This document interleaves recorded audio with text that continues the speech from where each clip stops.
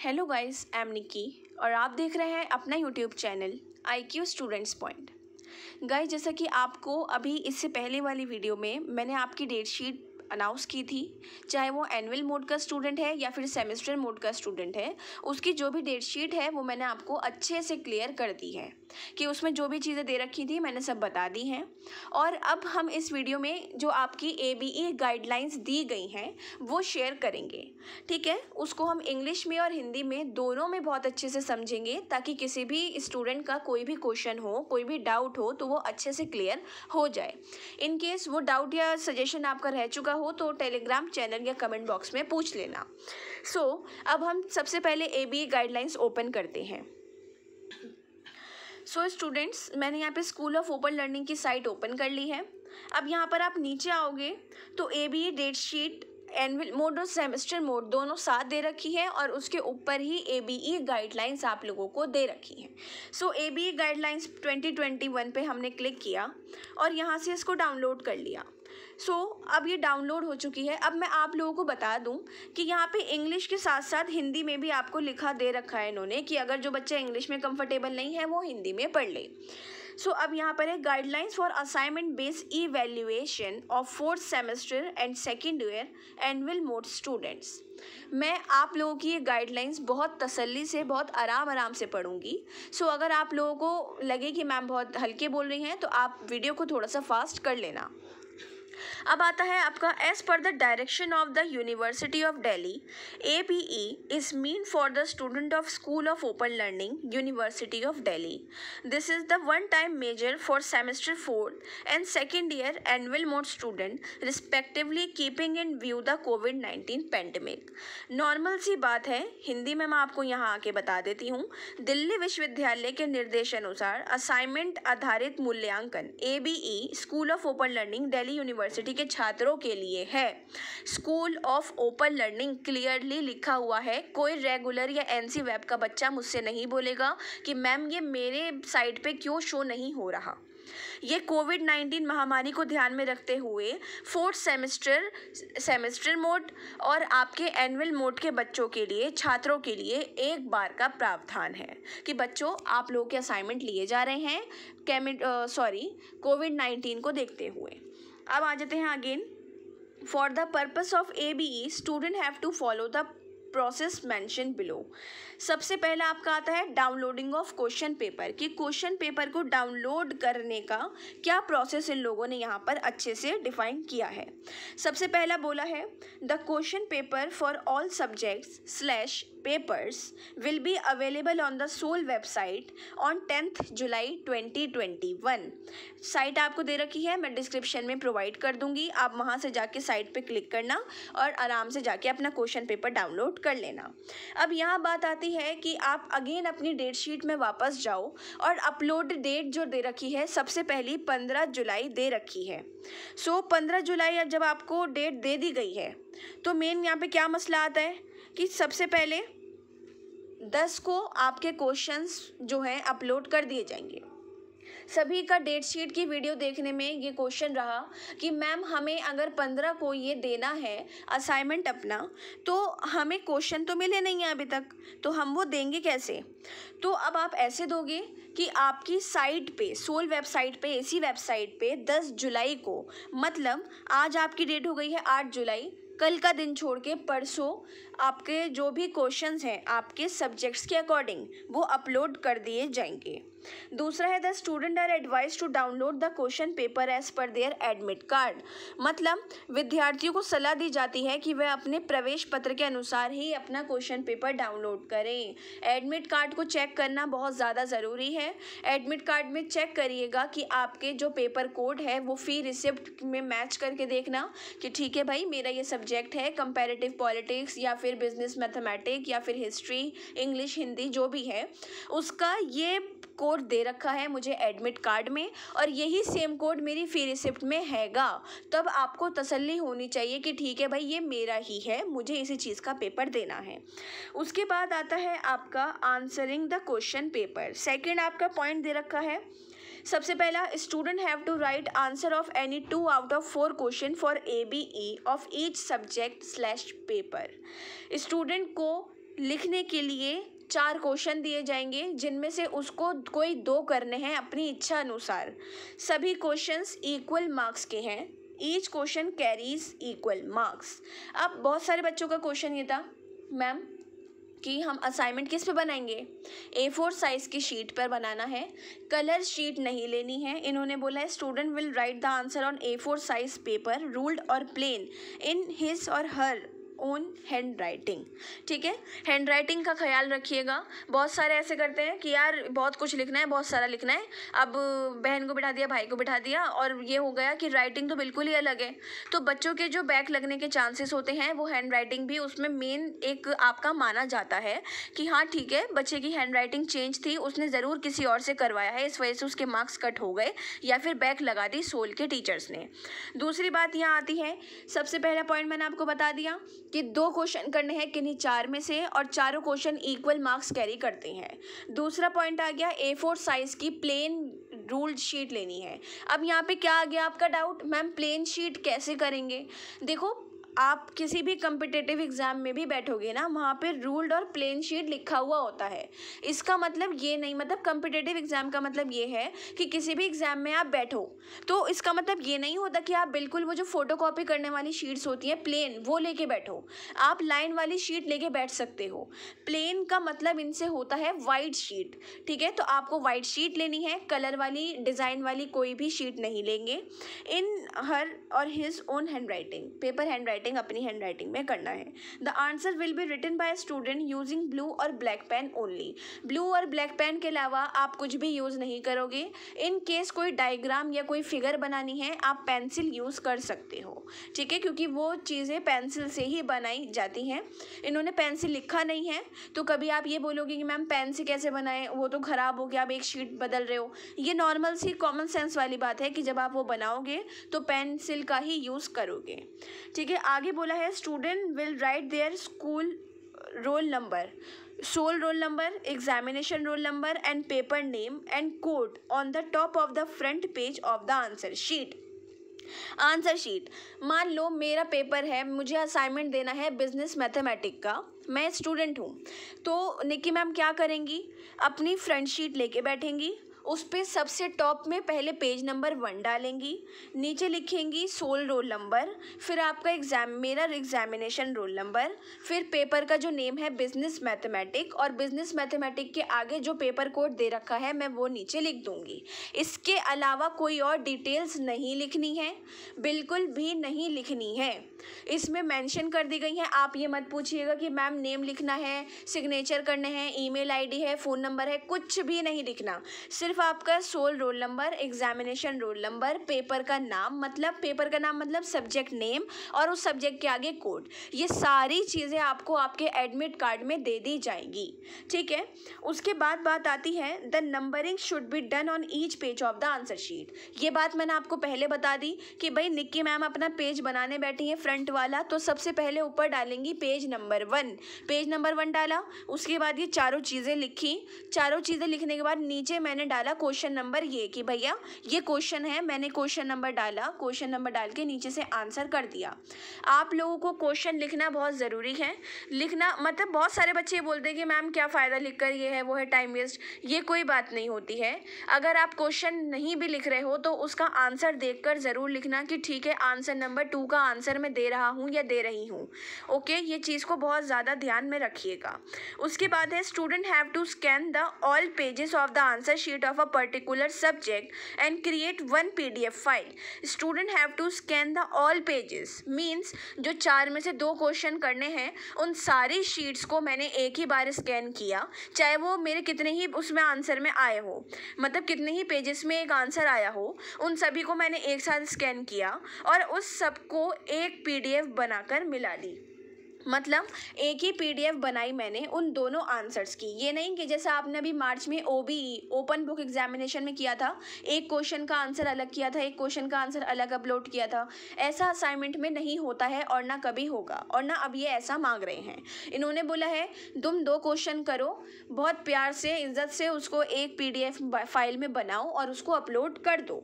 Apart from that they are advise to the name the PDF file same as the name of the paper of their their easy reference. मतलब उन्होंने ये बोला है कि आप उस PDF फाइल का नाम रखोगे वो जो आपका सब्जेक्ट का नेम है। मैंने अपने निक्की मैम ने बिजनेस मैथमेटिक का PDF बनाया और उसका जो डाला नाम वो मैंने यही डाला, बिजनेस मैथमेटिक। ठीक है, उसका मतलब मैं ये नहीं डालूंगी कि मेरा मतलब जैसे कि एडमिट कार्ड में ये है कि सब्जेक्ट नंबर 1 सब्जेक्ट नंबर 2, इससे बहुत कन्फ्यूजन आपको भी क्रिएट होगी और साथ में जो आपको चेक करने वाला टीचर है उसको भी बहुत ज़्यादा प्रॉब्लम क्रिएट हो सकती है।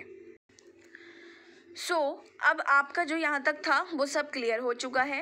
अब हम आगे आते हैं अपलोडिंग ऑफ आंसर शीट। अब आपको क्वेश्चन मिल गए, आपने क्वेश्चन कर लिए, अब आप करोगे उसको अपलोड। अपलोड कैसे करना है?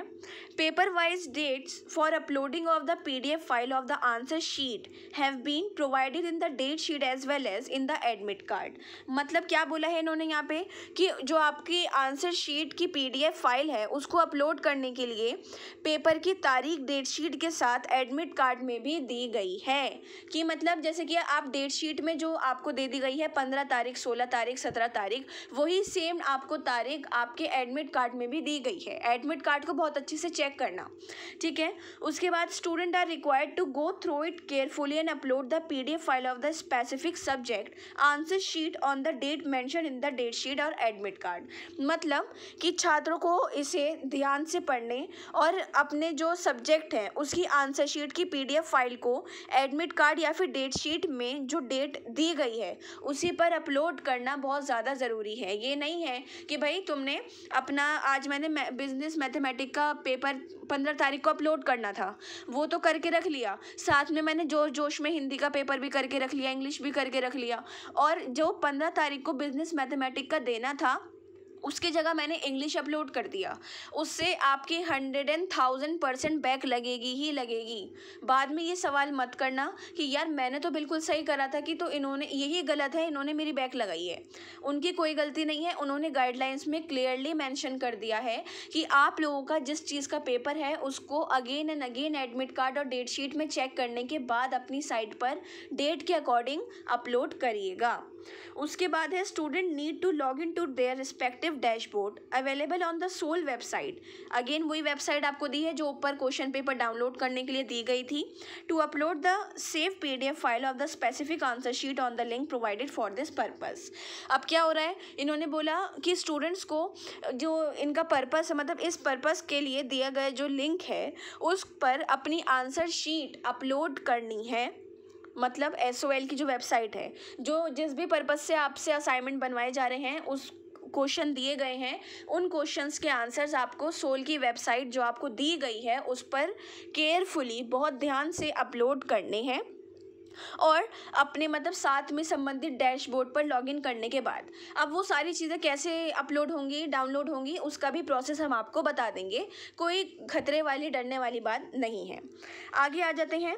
Student will be able to view their uploaded file of the answer sheets. अब यहाँ पे क्या बोला, छात्र जो हैं अपनी आंसर शीट्स की अपलोड की गई PDF फाइल को देख सकेंगे। वहीं पर जाकर आप देख सकते हो कि भाई मेरी फाइल अपलोड हुई है या नहीं हुई है।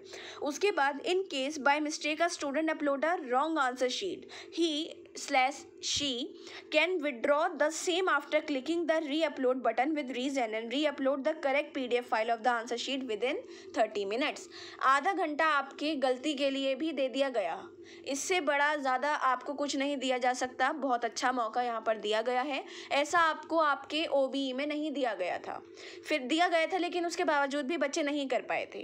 तो यहाँ पर इन्होंने बोला है कि इन केस मैंने मान लो, वो मुझे बोल रहे हैं कि निक्की मैम अगर आपने बिजनेस मैथमेटिक का पेपर गलत जगह पर अपलोड कर दिया कि नहीं जी मेरा यहाँ अपलोड करना था, मैंने गलती से यहाँ कर दिया, या फिर हिंदी का और बिजनेस मैथमेटिक का मैंने दोनों बना के PDF रख ली थी जल्दी जल्दी में और बिजनेस मैथमेटिक की जगह मैंने हिंदी को अपलोड कर दिया, तो मैं जस्ट वहाँ जाऊँगी, री-अपलोड करूँगी, वहाँ पे अपना रीज़न लिखूँगी और रीज़न लिखने के बाद मैं जल्दी से अपनी फ़ाइल को री-अपलोड कर दूँगी।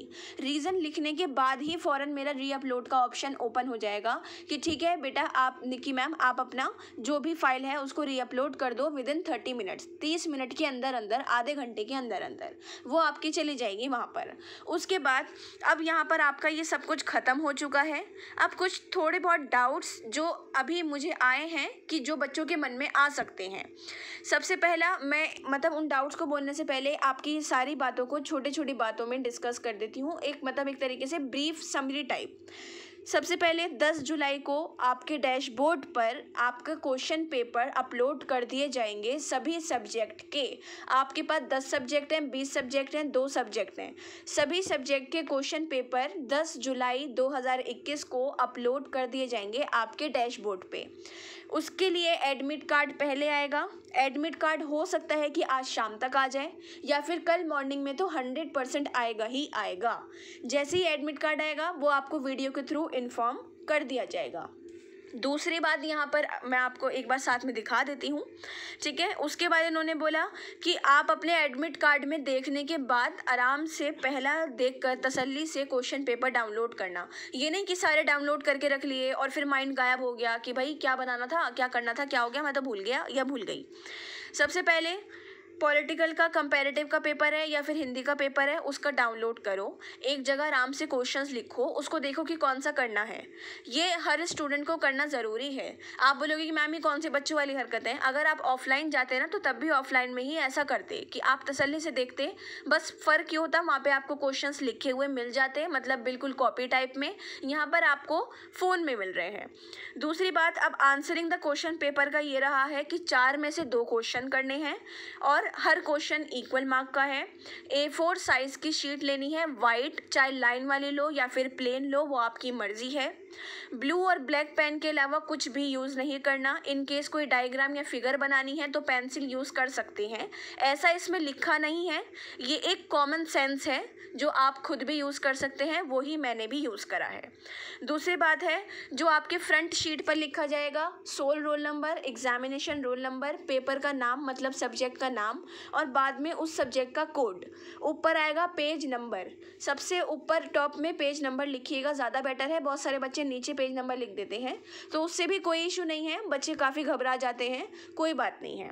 फिर आ जाओ नीचे, वही सेम बात है, नंबरिंग करनी है हर पेज पे, ज़रूरी है। फिर सभी, अब मैंने अपना बना लिया भाई, क्वेश्चन डाउनलोड कर लिए, आंसर एक अपना हिंदी का पूरा असाइनमेंट बना लिया, 2 क्वेश्चन कर लिए। 2 क्वेश्चन करने के बाद मैंने उसकी दोनों की अपनी PDF बनाई, ठीक है। उस PDF को एक ही, दोनों क्वेश्चन की एक PDF बनाकर उस पर लिखूंगी Hindi A, Hindi B, Hindi C या फिर हिंदी पटकथा या जो भी है उसका नाम लिखूंगी और उसको जब भी उसकी डेट आएगी उसको अपलोड कर दूंगी। दूसरी बात, यहाँ डाउट यह आएगा बच्चों को कि मैम अगर हमने एक आंसर कर लिया, आंसर नंबर 1, और हमें आंसर नंबर 3 करना है तो क्या उस पर पेज नंबर 1 डलेगा या फिर 10, 9, 11 जहाँ भी ख़त्म हुआ है वो डलेगा। क्लियरली मेंशन मैं कर रही हूँ कि आपका आंसर नंबर 1 ख़त्म होने के बाद आंसर नंबर 3, 4 भी जब भी शुरू होगा उस पे आंसर नंबर 3 डालना। पॉसिबल हो सके तो क्वेश्चन नंबर के साथ क्वेश्चन भी लिख देना, बहुत अच्छी बात है क्वेश्चन लिख दोगे तो। और साथ में क्या रहेगा, उस पर डलेगा पेज नंबर 1, पेज नंबर 1 डलेगा। अब यहाँ पे डाउट एक और आ रहा है कि मैम उस पर हम क्या अगेन अपना पेज नंबर के साथ साथ पेपर कोड और अपनी बाकी चीज़ें भी लिखें? बिल्कुल भी नहीं, आप उस चीज़ को एक ही PDF फाइल में बना रहे हो। बस नॉर्मली आप अपने सबसे पहले पेज पर पेज नंबर 1 डालना, paper code, SOL roll number, exam roll number और साथ में पेपर का नाम। उसके बाद आंसर लिखना, 9-10 शीट जितने में भी आ जाए वहाँ पे ख़त्म करने के बाद पेज नंबर 1 अगेन लेना, उस पर आंसर नंबर 3 डालना, उस आंसर नंबर 3 का क्वेश्चन लिखना चाहो लिखना, अदरवाइज़ लिख दो तो काफ़ी बेटर है। और उसके बाद फिर वहाँ से अपना आंसर लिखना स्टार्ट कर देना और उस दोनों क्वेश्चन को मिला के एक PDF बनाकर आप अपनी डेट को देखते हुए अपलोड कर देना। उसके बाद uploading the of answer sheet जो है उसमें आपको ये सारी चीज़ें मेंशन की गई हैं कि आपको अपने एडमिट कार्ड और डेट शीट दोनों में देखना है कि सबसे पहला कौन सा पेपर आपको अपलोड करना है। ये बात बार बार इसलिए बोली जा रही है क्योंकि 10 जुलाई को आपके सभी सब्जेक्ट के क्वेश्चंस आपको प्रोवाइड कर दिए जाएंगे। उसको लेके बच्चे पहली बार भी काफ़ी कंफ्यूज हुए थे, उन्होंने कुछ कहीं का कुछ कर दिया था। इस वजह से इन्होंने यहाँ पे 1000 बार मेंशन करा है कि भाई बच्चों एडमिट कार्ड में डेट देख लेना कि 15 तारीख को मुझे कौन सा करना है, 16 को कौन सा, 17 को कौन सा।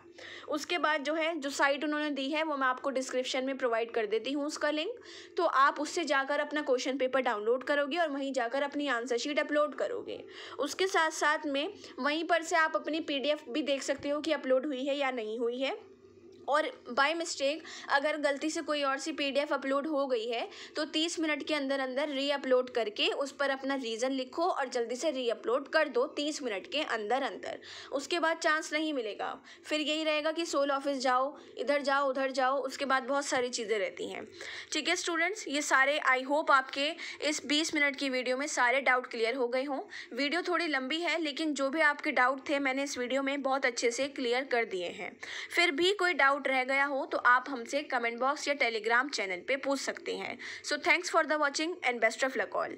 एंड हाँ स्टूडेंट्स, आपको मैं लास्ट टाइम ये और बता देती हूँ कि जैसे ही आपके क्वेश्चन पेपर आएंगे तो उसको कैसे डाउनलोड करना है, क्या करना है, उसके प्रोसेस के लिए भी मैं आपको एक वीडियो अपलोड कर दूंगी ताकि आप ईजिली उनको अपना डाउनलोड कर लो और आंसर शीट्स को अपलोड कर लो। और कल या फिर आज शाम में एडमिट कार्ड आएगा तो आपको वीडियो जल्द से जल्द मिल जाएगी। सो आप साथ में बने रहिए और अपने फ्रेंड्स के साथ शेयर कीजिए। Best of luck.